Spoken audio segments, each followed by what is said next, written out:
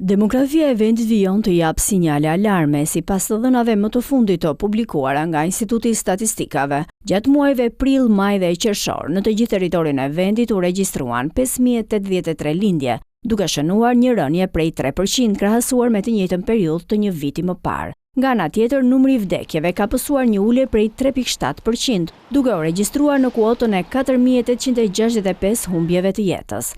Megjithatë, diferenca mes tyre, e njohur si shtesa natyrore, ka zbritur në vetëm 218 persona. Kjo do të thotë se pa llogaritur faktorin e emigracionit, popullsia e Shqipërisë është shtuar natyrshëm me më pak se 220 banor gjatë gjithë tremujorit të dytë. Një shifër kjo historikisht e ulët për dinamikën demografike të vendit. Por problemi nuk qëndron vetëm te shifra kombëtare, por sidomos te shpërndarja gjeografike. Shtesë natyrore pozitive u regjistrua në vetëm 5 qarqe të vendit, ku mbizotron Tirana, më pas renditen Durrësi, Kuksi, Dibra dhe Lezhë.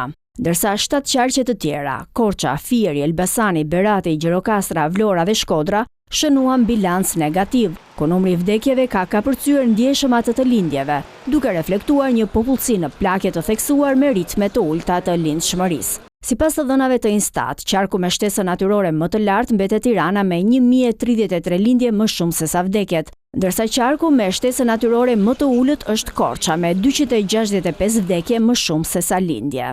Ekspertët e çështjeve sociale dhe demografike e shohin këtë tendencë si një këmban alarmi për të ardhmen e tregut të punës, sistemeve të pensioneve dhe strukturave moshore të shoqërisë shqiptare, duke kërkuar ndërhyrje emergjente dhe politika më efektive mbështetëse për familjet e reja.